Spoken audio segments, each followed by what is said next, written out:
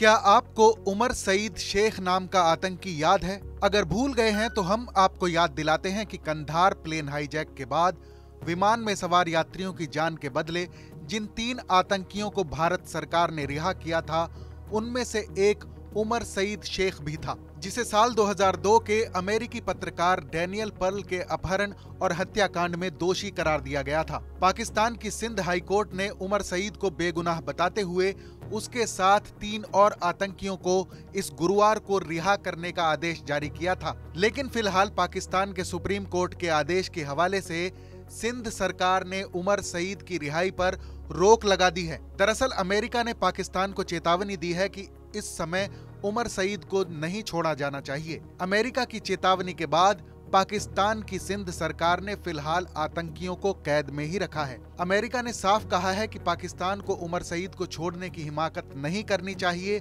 और वो पाकिस्तान की तमाम हरकतों पर पैनी नजर रख रहा है। सईद और उसके 3 साथियों की कैद को गैर कानूनी बताते हुए इस केस को हाई कोर्ट ने 0 कर दिया था। अब इस आतंकी उमर सईद का कंधार कनेक्शन भी आपको बता देते हैं। 21 साल पहले 24 दिसंबर 1999 को नेपाल से दिल्ली आ रहे इंडियन एयरलाइंस के IC-841 हवाई जहाज को आतंकवादियों ने हाईजैक कर लिया था। प्लेन पर कब्जा करके आतंकवादी इसे अफगानिस्तान के कंधार एयरपोर्ट पर ले गए थे। इस विमान में सवार 176 पैसेंजर और क्रू मेंबर्स की जान का सौदा प्लेन हाईजैक करने वाले आतंकियों ने 3 खूंखार आतंकवादियों की रिहाई से किया था। फिर भारत सरकार ने मजबूर होकर तीनों आतंकवादियों को छोड़ दिया था, जिनमें मसूद अजहर, उमर सईद शेख और मुश्ताक अहमद शामिल थे। इस मामले में सीबीआई ने 10 लोगों को आरोपी बनाया था। माना जाता है कि इनमें से 7 पाकिस्तान में हैं।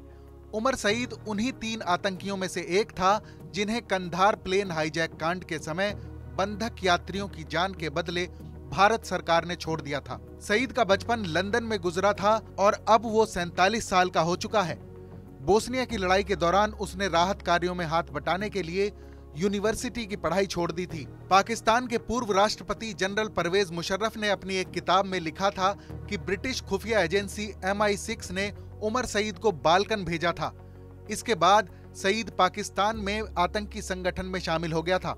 अफगानिस्तान में ट्रेनिंग के बाद उसे भारत में विदेशी पर्यटकों के अपहरण के लिए भेजा गया। कई अपहरण के मामलों में शरीक होने के आरोप में 1994 से 1999 तक उमर सईद भारतीय जेलों में रहा। फिर 1 जनवरी 2000 को कंधार प्लेन हाईजैक के बाद भारतीय यात्रियों की जान बचाने की एवज में भारत सरकार को मौलाना मसूद अजहर और मुश्ताक अहमद जरगर के साथ उमर सईद शेख को छोड़ना पड़ा था।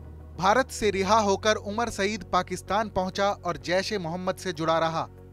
बताया जाता है कि उसके संबंध अल-कायदा से भी रहे हैं। उमर सईद ने 26/11 के मुंबई हमलों के बाद तत्कालीन विदेश मंत्री प्रणब मुखर्जी को कॉल करके भारत पाकिस्तान के बीच तनाव बढ़ाने के लिए धमकी दी थी। भारत की तरफ से उस पर यह आरोप भी लगाया गया था कि अमेरिका के वर्ल्ड ट्रेड टावर पर 9/11 के हमलों में भी सईद शेख शामिल था। साल 2002 में कराची में 38 साल के अमेरिकी पत्रकार डैनियल पर्ल को अगवा कर लिया गया था। अपहरण के 1 महीने बाद वॉल स्ट्रीट जर्नल में साउथ एशिया के ब्यूरो रहे पर्ल का गला काटे जाने का एक वीडियो कराची में अमेरिकी दूतावास को भेजा गया था। फिर अमेरिकी दबाव पड़ने पर जनरल परवेज मुशर्रफ के प्रशासन को उमर सईद और उसके साथियों को गिरफ्तार करना पड़ा था। इन पर पाकिस्तान की अदालत में मुकदमा चला। अमेरिकी पत्रकार डैनियल पर्ल के अपहरण और हत्या के मामले में ये सभी दोषी पाए गए।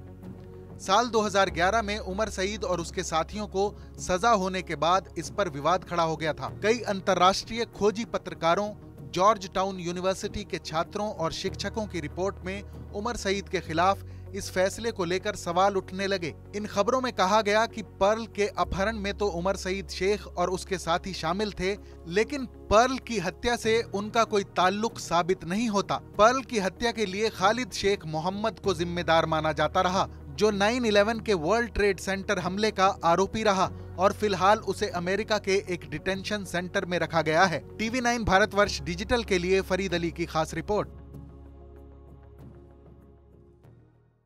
परवाह देश की, सोमवार से शुक्रवार रात 10 बजे TV9 भारतवर्ष पर।